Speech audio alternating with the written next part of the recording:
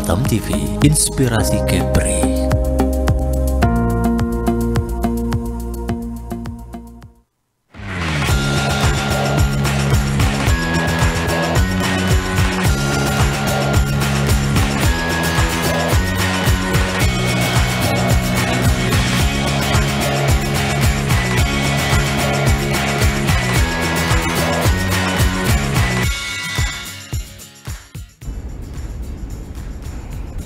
Halo pemirsa Batam TV, selamat sore. Assalamualaikum warahmatullahi wabarakatuh. Senang sekali saya Pungki Inggoro hadir menjumpai Anda dalam program Dialog Khusus. Kali ini tentu saja akan membahas mengenai solusi keuangan dan perpajakan dalam bisnis.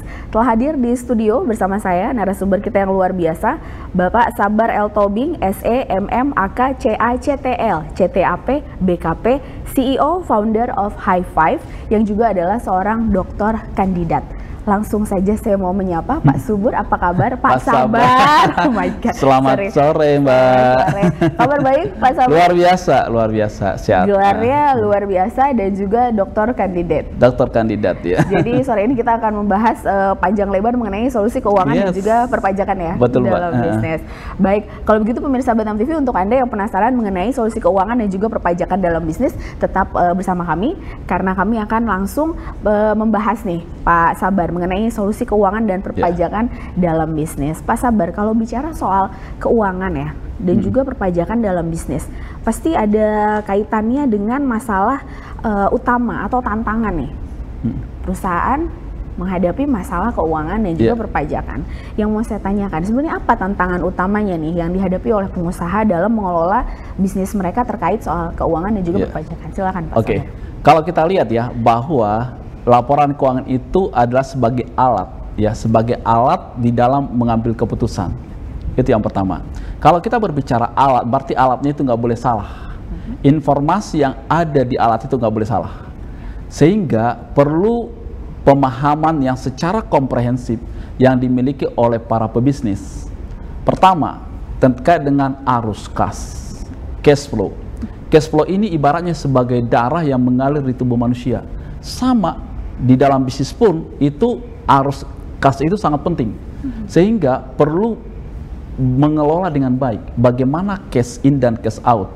Karena kalau kita berbicara tentang modal itu kan berbagai macam sumber pun mereka bisa dapatkan, tetapi setelah mereka mendapatkan pendanaan, bagaimana mereka mengelola dengan baik, mana yang menjadi pokok-pokok biaya yang perlu mereka siapkan di awal.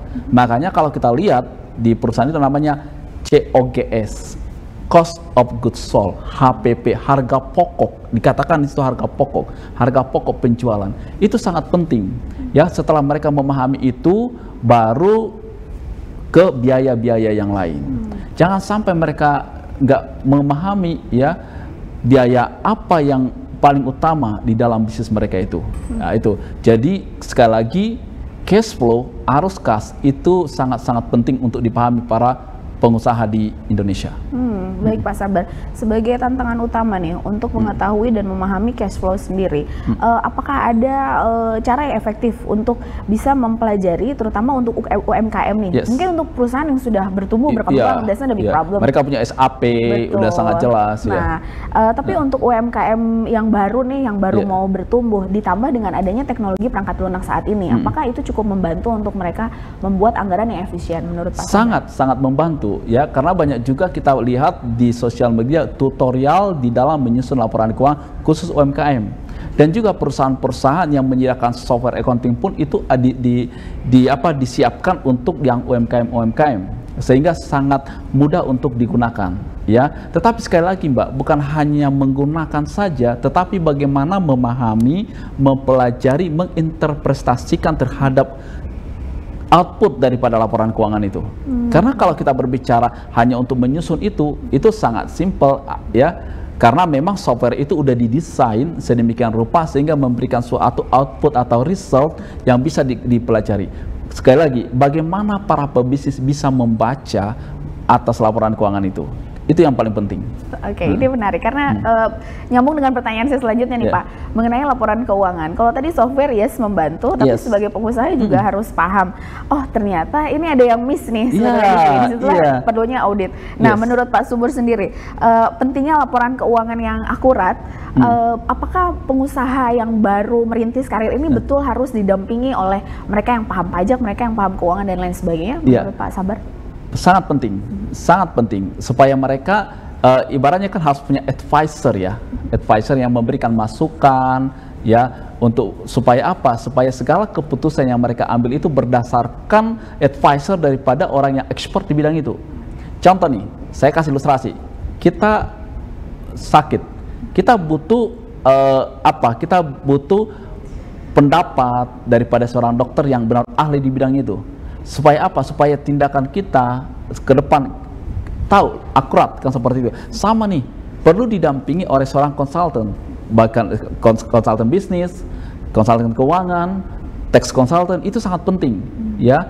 Jadi karena memang pebisnis ini memiliki waktu yang sangat singkat dan padat, sehingga mereka tidak sempat lagi untuk mempelajari, sehingga benar-benar ada orang yang ahli, orang yang ekspor di bidang itu. Contoh kayak saya, tax consultant, itu benar-benar kita mempelajari sangat detail, sehingga advice yang kita kasih sama pebisnis itu bisa mereka terima dengan baik. Jadi nggak perlu mempelajari lagi, tetapi didampingi oleh orang-orang yang ahli di bidangnya itu untuk memberikan masukan. Baik, jadi secara tidak langsung, bahkan secara langsung, tax consultant ini juga akan membantu mereka untuk bisa memperbaiki kondisi atau arus kas bisnis mereka yang mungkin kurang sehat. Ya, bisa dibilang ya, begitu ya, makanya contoh kayak tax consultant ini, mereka itu harus bersertifikasi. Kita diuji oleh Kemenq. Iya, kita bersertifikasi. Kenapa sih perlu banget Pak Sabar kita bersertifikasi? Karena supaya kita jangan salah memberikan masukan, advice kepada para pelaku usaha.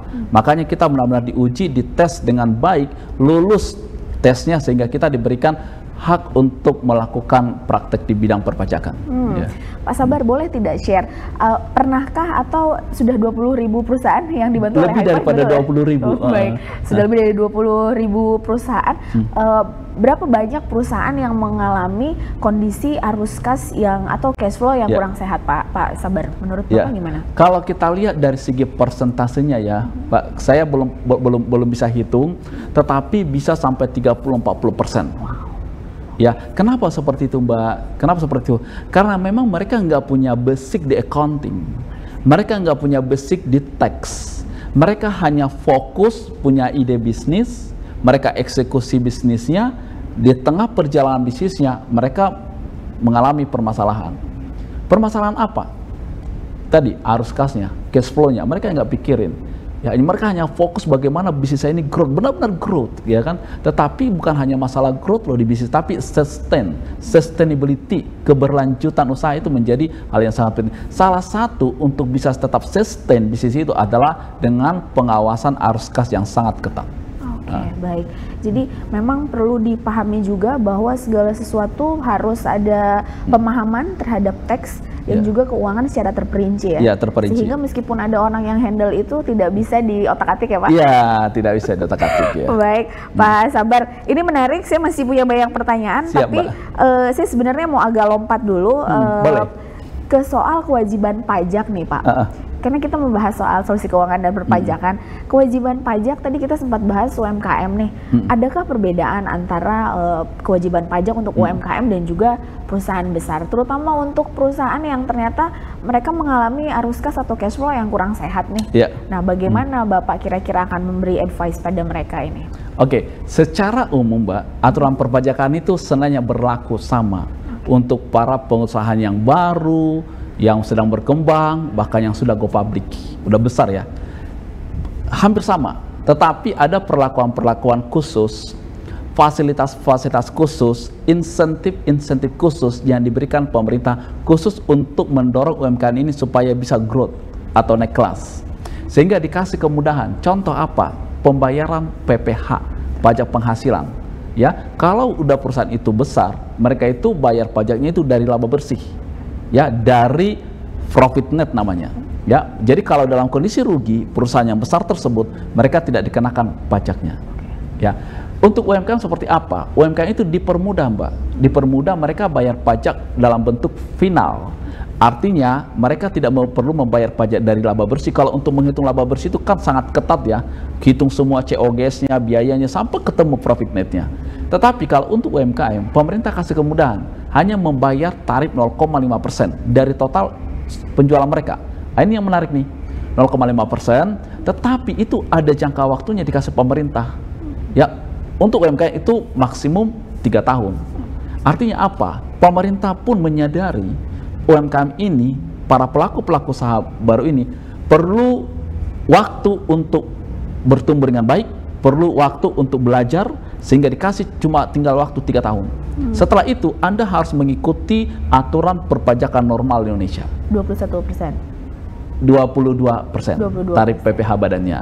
Ya, itu ya. Terus bagaimana perlakuan PP-nya pun itu pemerintah kasih kemudahan untuk omset di bawah 4,8 miliar tidak perlu memungut pajak pertambahan nilai. Kan seperti itu. Berbeda perusahaan yang sudah bertumbuh dengan baik atau udah besar, mereka tidak ada cerita apapun Anda harus pungut PP-nya. Memungut pajak pertambahan nilai ini perlu pemahaman yang baik. Bagaimana membuka faktur pajaknya, bagaimana buka EID billingnya, bagaimana jatuh tempo pembayarannya, itu sangat dipahami harus dipahami dengan baik. Tetapi kalau UMKM, karena memang dikasih fasilitas khusus, yaitu Anda tidak perlu memungut pajak pertambahan nilai, tetapi kembali lagi Mbak Popi, dibatasi sampai omset Anda di 4,8 miliar. Begitu Anda mencapai omset di atas 4,8 miliar, Anda harus berlaku untuk peraturan perpajakan yang secara umum, yaitu memungut pajak pertambahan nilai sebesar 11% saat ini. 11% saat ini. Yeah.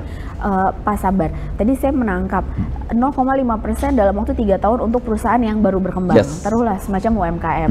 Lalu 11% untuk perusahaan yang telah mencapai omset 4,8 miliar dalam 1 tahun. Dalam 1 tahun. Yang kemudian menjadi pertanyaan saya. Seandainya saya membuat perusahaan, omset saya 3 tahun ini oke nih, lewat nih, lulus nih, 4,8 M dalam 1 tahun. Artinya saya harus membayar PPh sebanyak 11%. Betul, PPN. Nah, tapi kemudian di tahun kedua ternyata ada masalah dengan bisnis saya.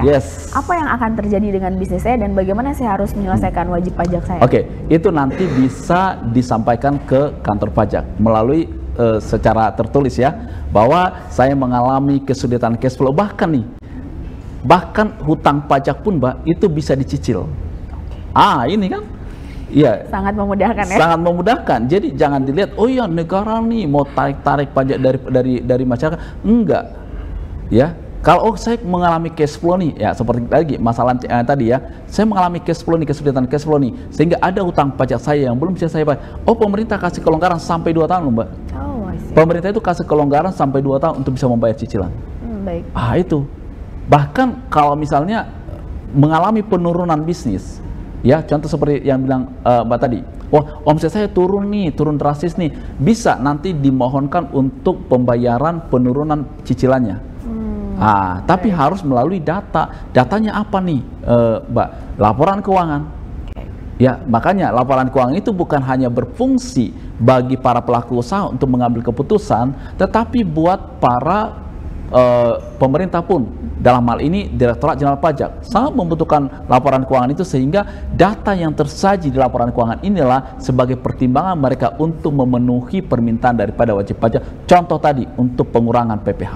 Oh baik. Gitu. Apakah mungkin untuk dimanipulasi Pak laporan keuangan saya? Saya tidak mau Pak bayar pajak tinggi-tinggi, jadi dimanipulasi. Menurut Pak Sumber sebagai tax consultant, bagaimana kita memiliki namanya kode etik Mbak. Oke. Ya, kode etik.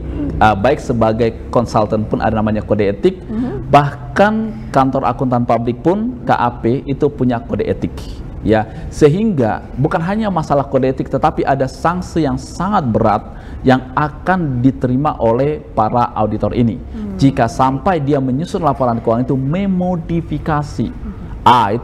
Itu sanksinya itu bukan hanya sanksi sampai pidana, tetapi pencabutan izin. Itu makanya hampir tidak ada kantor-kantor akuntan publik yang berani melakukan tindakan-tindakan kecurangan seperti itu, karena sangat berbahaya untuk kelangsungan izin dia. Gitu. Baik, Pak Sabar, ini menarik sekali. Saya masih punya banyak pertanyaan Bapak untuk Bapak, tapi sayangnya kita harus jeda sejenak. Pemirsa Batam TV tetap bersama kami di Dialog Khusus, masih akan membahas mengenai solusi keuangan dan juga perpajakan untuk bisnis Anda. Kami akan segera kembali.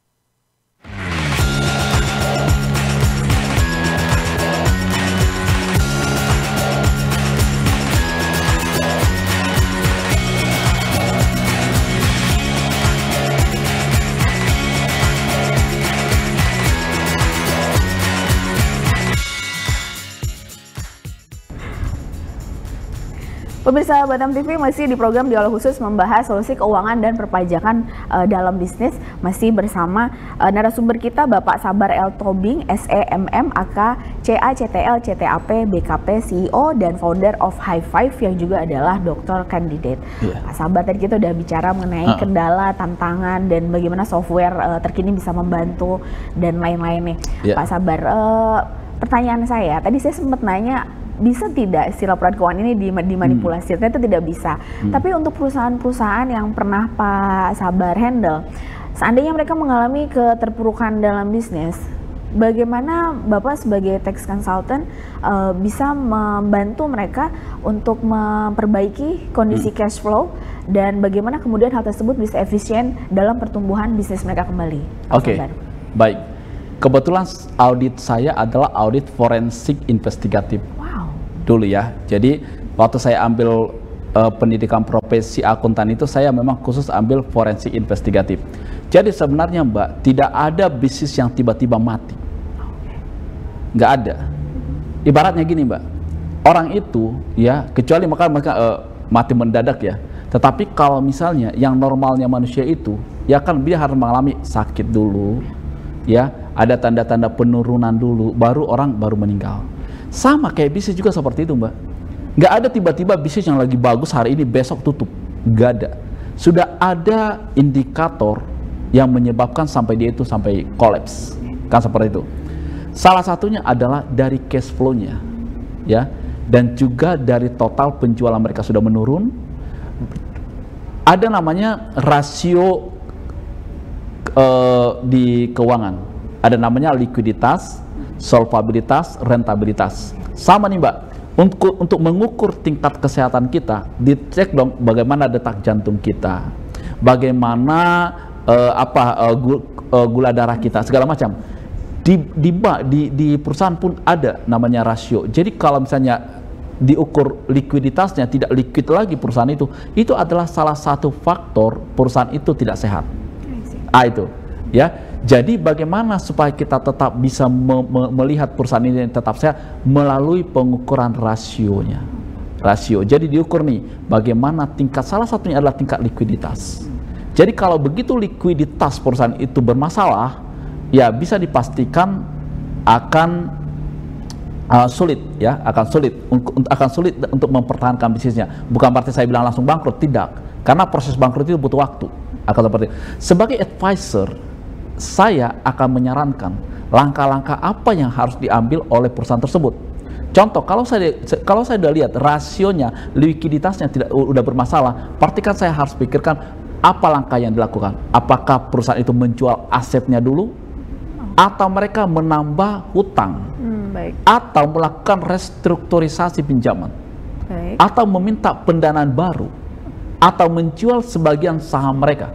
Itu ada langkah-langkah yang harus dilakukan. Dengan cara apa? Dengan kita mengukur rasionya tadi.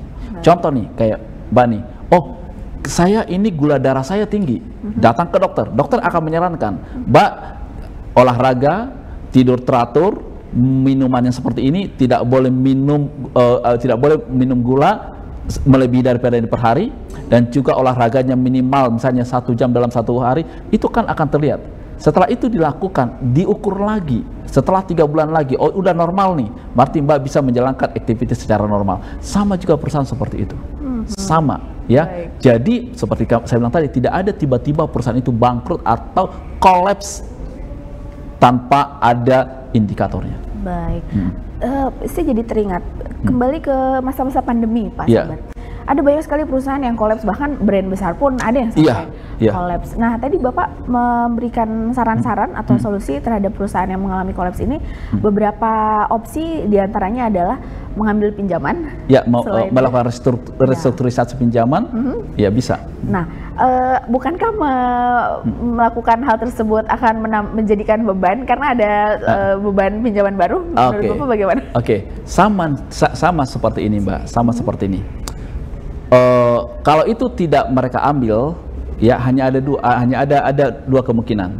Ya, mereka akan stop bisnisnya, tidak bisa berjalan, atau tunggu waktu akan mati. Kan seperti itu. Sama nih Mbak, kalau saya sakit, udah jelas-jelas gula darah saya tinggi, saya kan harus minum obat. Ya, mau tidak mau, suka tidak suka, saya harus minum obat tersebut. Mau nggak mau, saya harus mengikuti saran dokter untuk olahraga, kan seperti itu. Sama nih, oh itu akan menambah beban saya, itu akan menguras tenaga saya lagi untuk olahraga. Ya, pilih mana? Akan seperti itu. Ya, karena memang udah tidak sehat Mbak. sama nih perusahaan itu, rasionya, likuiditasnya udah nggak sehat, mau nggak mau, suka nggak mau suka, harus ambil tindakan itu, karena nggak boleh lagi berjalan secara normal. Baik. Kan seperti itu, ya. Jadi restrukturisasi ini sebetulnya sangat membantu ya, Sangat untuk membantu. keberlangsungan. Nah, Bapak tadi juga sempat bicara mengenai insentif pajak ya. Insentif pajak untuk UMKM. UMKM. Ya. Nah, anggaplah terutama yang banyak kolaps ini kan justru UMKM ya. Ya, waktu di pandemi. Betul. Ya. Itu sepertinya jadi nostalgia ke masa-masa itu, bagaimana orang yang juga kesulitan sekali dalam hal finansial. Nah, kemudian yang menjadi pertanyaan saya terkait pajak dan juga solusi keuangan, apa saja insentif pajak yang saat itu tersedia bagi para pelaku UMKM yang mengalami bisnis yang sedang bermasalah, terutama di masa pandemi? Betul. Silakan. Banyak banget, Mbak. Karena gini, kita mengetahui ya, pandemi ini adalah bencana non alam. Gitu kan, makanya dibilang pandemi ya, bencana non alam. Berarti ini kan ada sesuatu kejadian yang luar biasa yang tidak terprediksi sebelumnya. Kan seperti itu, Mbak. Sehingga karena ini suatu kejadian luar biasa yang tidak pernah terprediksi sebelumnya dan tidak pernah dipersiapkan perusahaan untuk menghadapi pandemi. Ini loh, Mbak, permasalahannya. Kalau tadinya semua perusahaan bakalan tahu ada pandemi tahun 2020, 5 tahun yang lalu semua perusahaan itu sudah mempersiapkan dana cadangan untuk mengamankan bisnis mereka. Akan begitu. Ternyata ini datang tiba-tiba bencana alam, bencana non alam, mau nggak mau, ya kan pemerintah harus turun tangan dong untuk menolong ini. Caranya bagaimana? Memberikan kelonggaran. Contohnya apa? Membebaskan pajak atas UMKM. Termasuk tax amnesty bukan ya, Pak? Itu berbeda, Mbak. Beda itu berbeda. Lagi, itu berbeda. Jadi yang tadinya UMKM itu harus bayar pajak 0,5%, tidak perlu bayar pajak lagi. Itu tuh yang pertama. Yang kedua, dikasih kelonggaran nih untuk tapi bukan hanya UMKM yang menerima insentif tersebut, tapi perusahaan-perusahaan yang lain pun menerima. Contoh, semua karyawan perusahaan tersebut yang harus membayar pajak tidak perlu dibayar pajak lagi. Jadi dibebaskan pajak mereka. Makanya DTP ditanggung, ya, ditanggung pemerintah. DTP-nya ditanggung pemerintah pajak mereka itu. Itu pun salah satu cara yang dibuat pemerintah. Artinya apa? Supaya tetap mereka bisa bukan bertumbuh ya, tapi mempertahankan. Kalau kita berbicara growth, nggak ada lagi cerita di pandemi. Ya, tapi setidaknya mereka mempertahankan bisnis mereka. Gitu. Pemerintah hadir di situ. Baik, Pak Sabar. Saya juga jadi merasakan nih karena semasa pandemi saya sudah stay di Batam. Ngomong-ngomong soal Batam nih, Pak, kalau kita impor barang dari luar Batam tidak dikenakan pajak ya? Pajak pertambahan nilai. Value added tax namanya. Tapi pada saat kita mau kirim barang keluar Batam, contoh ke kota lain, itu dikenakan pajak. Nah, menurut Bapak nih sebagai tax consultant, ini agak lompat sebetulnya. Nggak tapi apa-apa. Saya penasaran aja. Ya, nggak apa-apa. Jadi kan Batam ini kan memang sudah disetting dari awal sebagai wilayah ekonomi khusus ya, ekonomi khusus karena memang ini pulau yang sangat-sangat strategis, salah satu pulau yang sangat strategis Indonesia lah. Bahkan bisa bilang tidak ada pulau sestrategis Batam yang bertetangga dengan negara yang lain, contoh Singapura atau Malaysia ya. Sehingga pemerintah harus bisa hadir di kota Batam ini ya, bagaimana bisnis tetap bertumbuh dengan baik dan bisa bersaing dengan negara tetangga, kan itu. Karena kompetitornya itu bukan hanya Indonesia, tapi kompetitornya itu adalah Singapura dan Malaysia. Ya, negara tetangga. Gini kan. Jadi kalau misalnya pemerintah tidak hadir, ini akan bermasalah. Makanya semua para pengusaha yang mengirimkan barang ke Batam itu kan PP-nya 0%. Bahkan kalau dari Batam pun diekspor itu namanya PP-nya pun 0% sebenarnya. Ya, sehingga kalau misalnya PP-nya udah dibebaskan seperti itu, berarti mereka bisa bersaing, harganya semestinya bisa bersaing. Ya, kadang memang ada bisnis-bisnis tertentu, Mbak, ada barang-barang tertentu memang yang sangat ketat pricingnya gitu loh. Jadi harganya itu memang ketat ya, nggak seperti barang-barang yang umum. Di sini memang pengusaha harus pinter bermain bagaimana bisa mengelola, bagaimana mereka bisa tetap menjual, tetap mereka harus menjual barangnya ini, tetapi jangan sampai rugi. akan seperti itu, jangan sampai rugi. Dan memang pemerintah pun menyediakan Mbak seperti asosiasi ya, asosiasi Kadin ataupun HIPMI.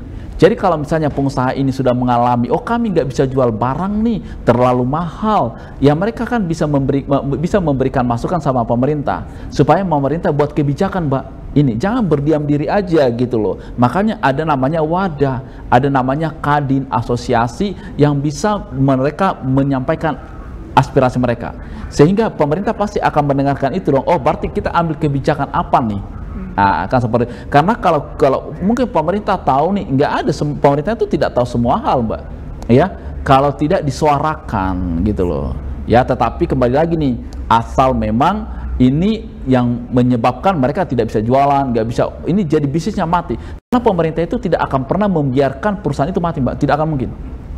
Kenapa tidak akan mungkin? Karena begitu satu perusahaan itu tutup, kolaps, seperti kita lihat di Jawa, ada sebuah perusahaan pakaian ya, apa namanya itu, yang street tax ya, ya itu kan sangat berdampak luar biasa loh, ya. Jadi pemerintah harus menyelamatkan satu perusahaan itu, karena dampaknya kemana-mana Mbak. Dampaknya mereka kepada karyawan pasti PHK. Betul. Begitu PHK terjadi, berarti kan tingkat konsumsi di Indonesia akan menurun. Kenapa menurun? Karena tidak ada penghasilan yang didapatkan oleh si karyawan tersebut untuk berbelanja. Ya dong, jadi apapun yang dijual Indonesia itu tidak akan laku. Kenapa tidak laku Pak Sabar? Karena memang tidak ada daya beli, tidak ada daya beli masyarakat untuk membeli barang tersebut. Sehingga ini permasalahan, dampaknya itu kan kemana-mana, namanya efek domino.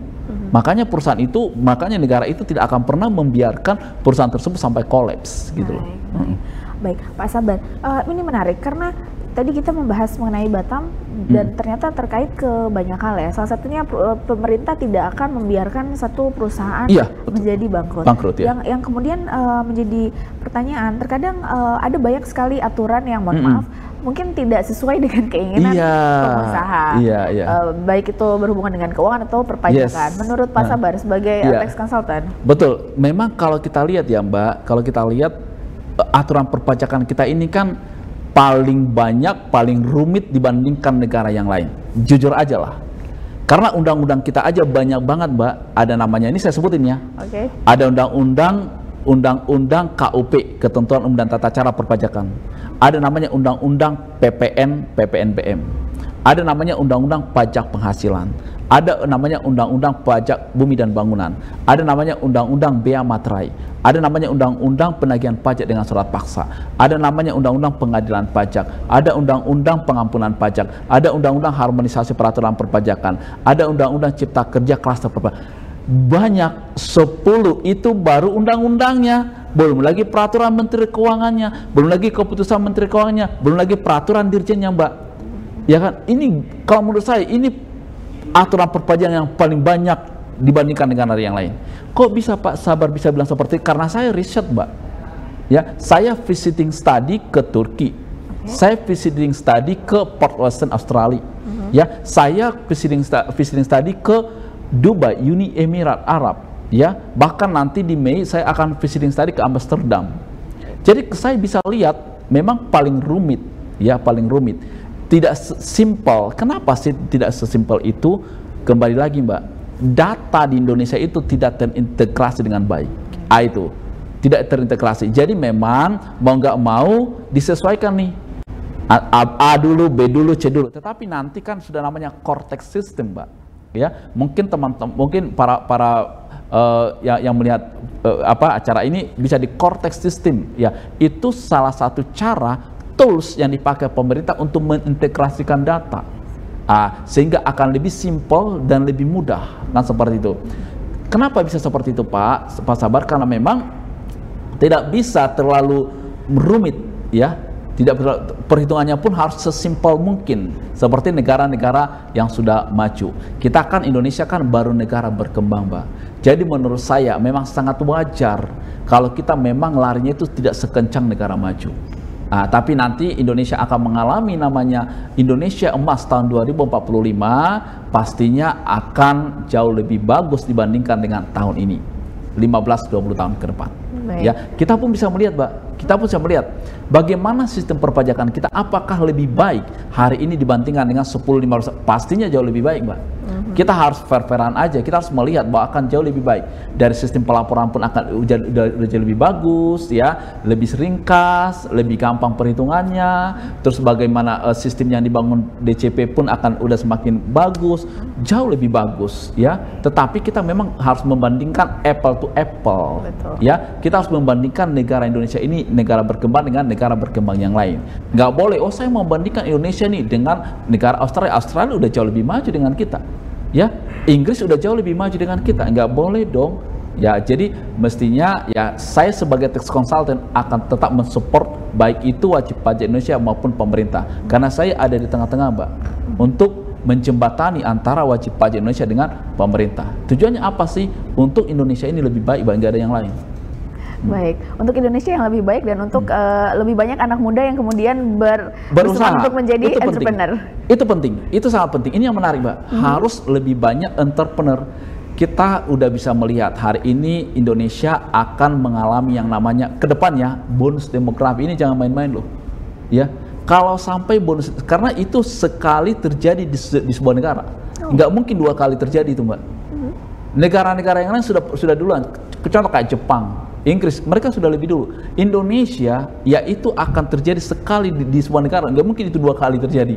Ya, jadi kalau misalnya nggak mempersiapkan diri dengan baik, tidak dipersiapkan entrepreneur, tidak dipersiapkan pengusaha, angkatan kerja mencapai 60% dari total penduduk Indonesia, loh, mereka itu butuh makan loh. Mereka butuh pekerjaan loh. Kalau lapangan pekerjaan tidak tersedia, ini akan menjadi bom waktu. Dan akan menjadi bencana nasional. Bencana dong, kenapa? Karena terjadi kelaparan, tidak mendapatkan pekerjaan. Di satu sisi, mereka itu membutuhkan biaya hidup. Bukan mereka tidak mau bekerja, Mbak, tetapi lapangan pekerjaan tidak tersedia. Apa yang terjadi nanti? Tingkat kriminalitas akan tinggi. Ini, jadi pemerintah harus sangat hati-hati di sini. Caranya bagaimana untuk membuka lapangan pekerjaan itu? Siapkan pengusaha-pengusaha untuk membuka lapangan pekerjaan. Kasih kemudahan mereka akses ke perbankan. Bagaimana pendanaan mereka bisa dapat. Bagaimana ide-ide brilian mereka itu bisa dieksekusi. Sehingga banyaklah pengusaha Indonesia. Sehingga begitu bonus demografi terjadi, ada tempat mereka untuk berusaha. Ada tempat mereka untuk bekerja.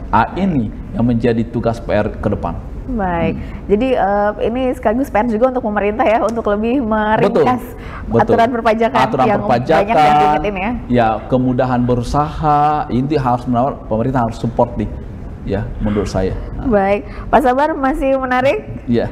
Tapi kita harus jeda lagi nih, Pak Sabar. Kita akan segera kembali, pemirsa Batam TV. Tetap bersama kami di Dialog Khusus, kami akan segera kembali.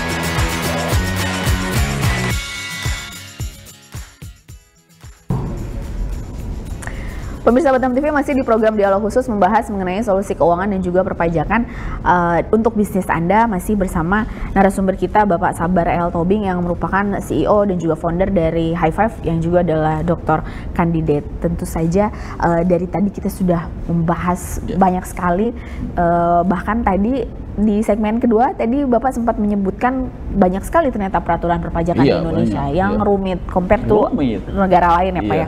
Nah kemudian yang menjadi pertanyaan saya, dengan banyaknya dan rumitnya peraturan perpajakan ini, mungkin tidak ada celah untuk para pengusaha atau para tenaga expertise di bidang perpajakan yang kemudian tadi Bapak bilang tidak boleh memanipulasi, tapi selalu ada gray area di situ Pak. Menurut Bapak gimana? Mungkin tidak, karena banyaknya peraturan yang jelimet ini. Silakan Pak. Ya sebenarnya sudah menjadi rahasia umum ya Mbak ya, karena gini, karena aturan itu dibuat, undang-undang itu dibuat kan awalnya kan sudah dipanggil para ahli-ahli, sudah dipanggil para pelaku usaha sebelum undang-undang itu udah diterima semua masukan lah ya. Jadi sebelum DPR mensahkan sebuah undang-undang itu, mereka panggil dulu nih ahli dari sini segala macam baru mereka sahkan. Tetapi kan aturan itu pun tidak bisa masuk untuk sampai ke area yang sangat dalam ya, yang sangat dalam, karena memang bisnis itu kan dinamis ya. Betul. Berkembang secara cepat, sehingga antara bisnis yang berjalan dengan aturan itu selalu terlambat. Ini permasalahannya. Ibaratnya bisnis itu pakai mobil Mercy yang kenceng, terus dia ini pakai mobil yang ya kan, yang tidak sekelas Mercy lah, ya kan? Yang 1000 cc. Iya, yang 1000 cc. Jadi udah lebih dulu bisnis berjalan, baru buat aturan. Ini nih, di sinilah antara kecepatan bisnis dan aturan itu, ini yang selalu tidak sama. Akhirnya udah lebih dulu kan seperti itu. Ya, kalau di pajak sebenarnya Mbak ada namanya dua hal, penghindaran sama penggelapan. Ya, kalau penghindaran pajak itu diizinkan dan tidak menyalahi aturan. Menghindari pajak itu enggak. Tetapi yang berbahaya adalah menggelapkan pajak. Kan seperti itu. Yang selalu dipakai oleh para pengusaha, dan mereka bisa konsultasi dengan para advisor yang mereka bisa minta masukan dari konsultan mereka, adalah penghindaran.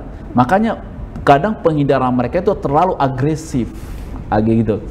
Kenapa mereka bisa menghindari? Karena sebenarnya mereka udah baca aturannya semua Mbak. Contoh kayak saya sudah baca semua undang-undangnya, sudah peraturannya, sehingga saya lihat ini ada celah nih. Ini ada celah, tapi bukan menyalahi aturan loh Mbak, enggak, karena memang belum dibuat aturan terkait hal itu.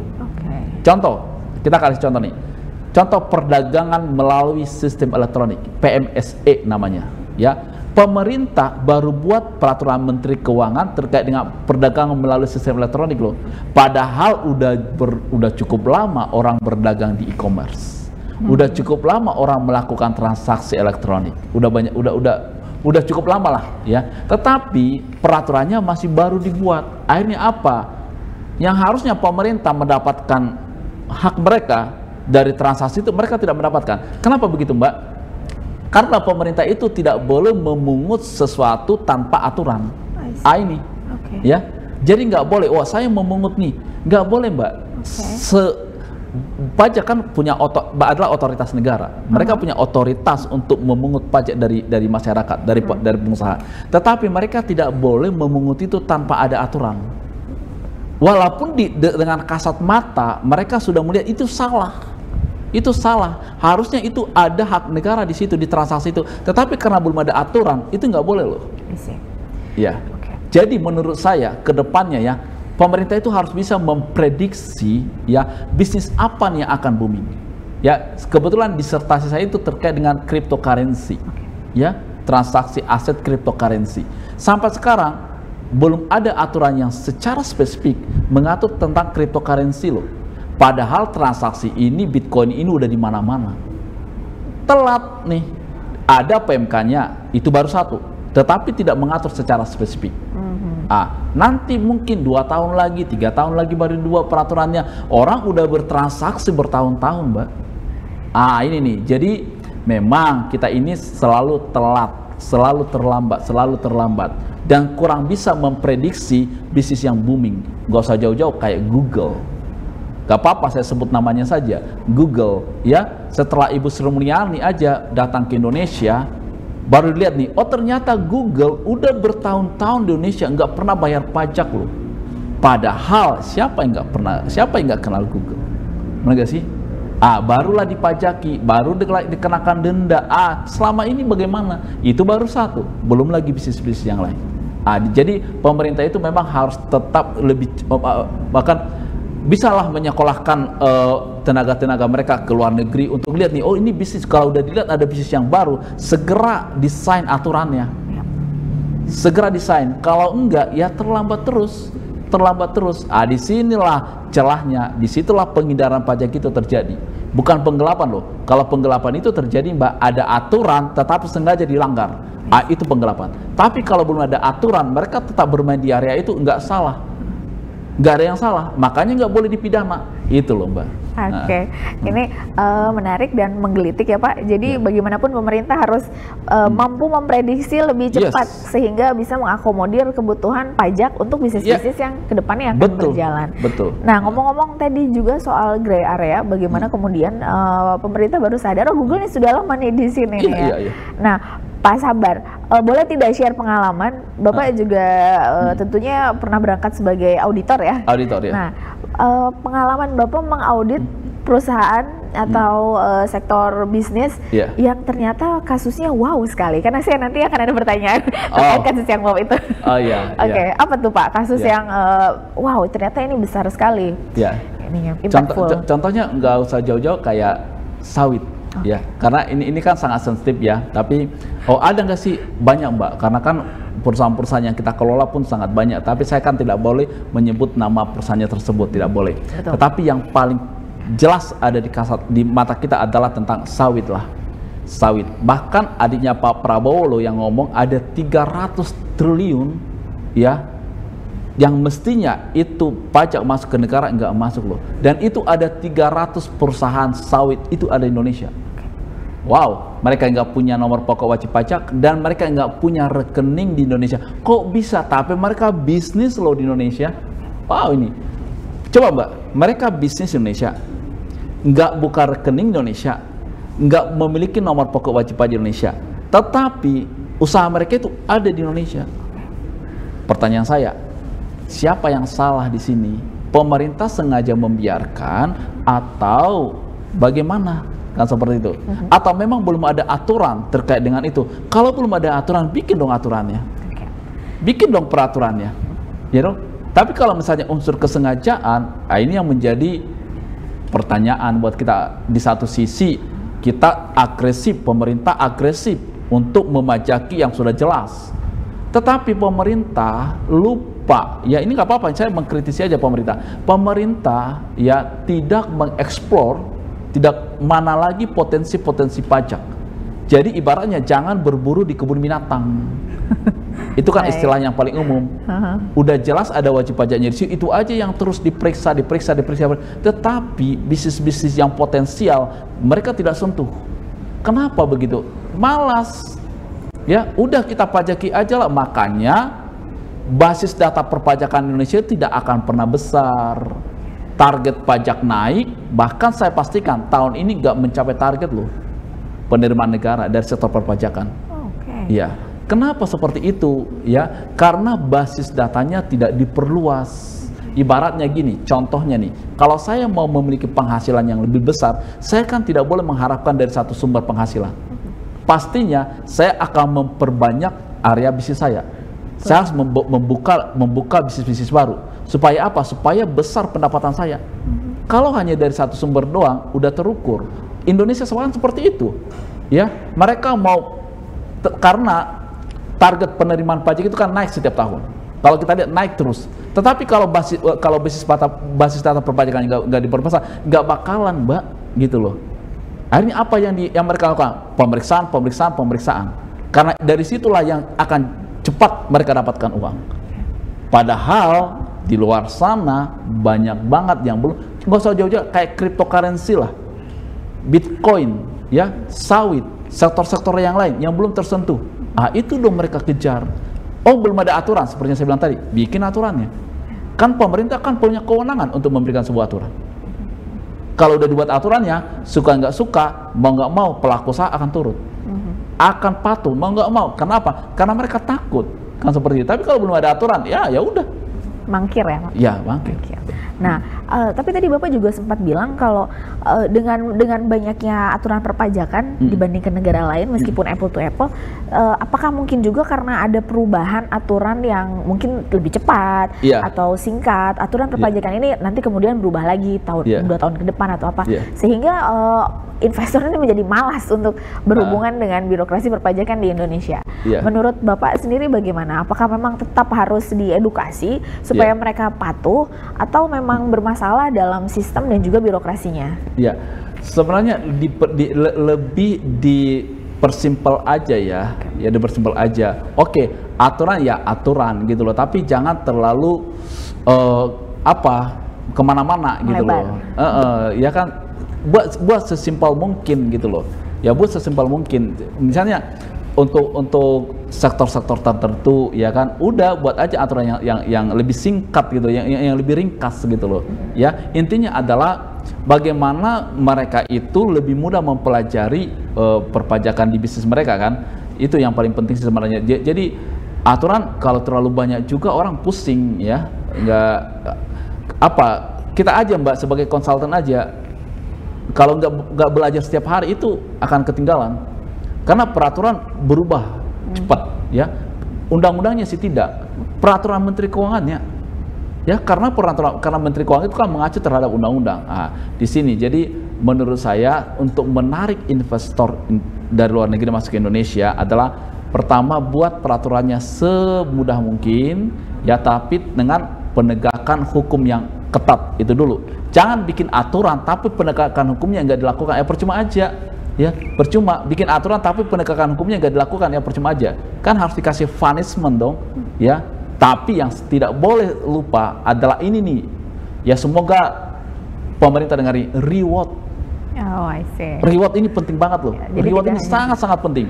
Baik. Jadi ibaratnya gini loh Mbak, oke, bagaimana dengan para pengusaha-pengusaha yang sudah taat? Ini jangan dibilang tidak taat semua loh Mbak.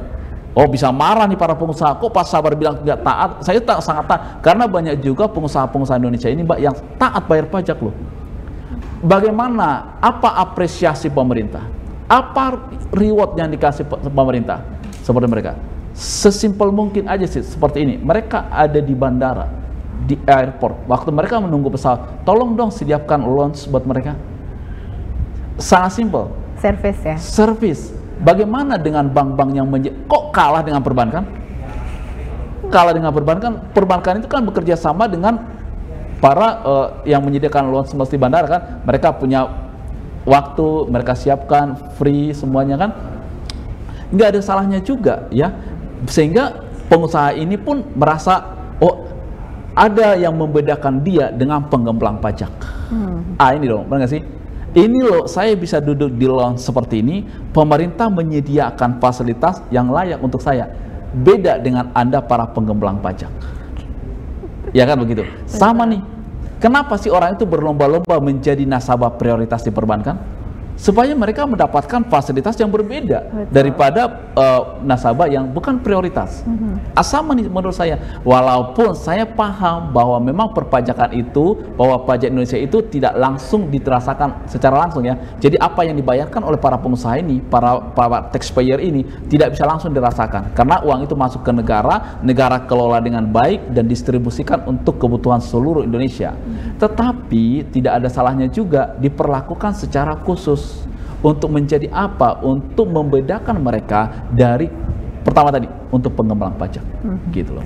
Baik, jadi tidak cuma hanya ada punishment tapi juga ada reward ya. Rewardnya, ya. Baik, Pak Sabar, maaf. Tadi saya sudah terjawab pertanyaan yang belum saya tanyakan. Saya juga mau menanyakan soal 300 triliun 300 triliun untuk 300 pengusaha. Iya, untuk 300 pengusaha kelapa sawit. Sudah terjawab semua seperti ya pertanyaan saya di sore hari ini. Pak Sabar, boleh satu closing statement singkat saja untuk pemirsa Batam TV? Baik, untuk pemirsa Batam TV, intinya adalah saya selalu melihat ya, tidak ada pengusaha itu yang bangkrut karena membayar pajak mendekati kebenaran. Tidak ada. Kok bisa Pak Sabar? Karena Anda bayar pajak itu dari laba bersih. Bahkan dalam kondisi rugi, bisnis Anda nggak perlu membayar pajak. Itu ada aturannya. Ya, yang berikutnya adalah perlu menjaga cash flow dengan baik. Ya, karena salah satu perusahaan itu bisa tetap sustain, bisa bertahan adalah dari rasionya, dari tingkat kesehatan usaha. Itu penting banget. Makanya harus diuji, harus dites secara berkala bagaimana tingkat kesehatan bisnis saya. Aturannya sudah jelas dan itu berlaku secara umum, dan para akuntan-akuntan di dunia pun sudah mengakui ada sebuah rumus yang dipakai untuk mengukur tingkat kesehatan daripada bisnis. Perlu ya pemirsa yang menyaksikan Batam TV ini untuk mengukur tingkat kesehatan bisnis Anda. Tujuannya apa? Supaya tetap bisa growth dan sustain dan bisa berkelanjutan bisnis Anda. Kurang lebih seperti itu. Wow, thank you sekali Pak Sabar. Jadi tetap taat membayar pajak supaya bisnis juga lebih berkembang tentunya ya, dan bertumbuh. Baik, pemirsa Batam TV, demikian tadi bincang kita dengan Pak Sabar L. Tobing, founder dan juga CEO dari High Five yang juga dokter kandidat, mengenai solusi keuangan dan juga perpajakan dalam bisnis Anda. Pada akhirnya saya Pungki Goro harus pamit dari hadapan Anda. Kita akan berjumpa lagi di lain kesempatan. Wassalamualaikum warahmatullahi wabarakatuh. Sampai jumpa. Have a nice weekend, everyone.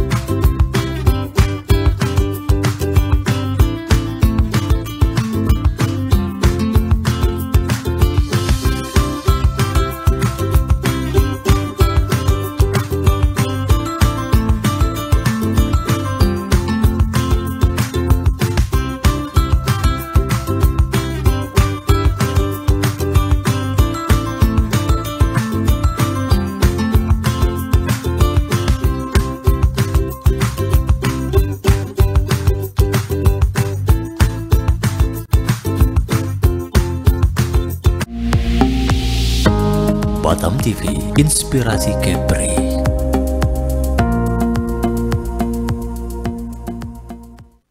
Hai adik-adik,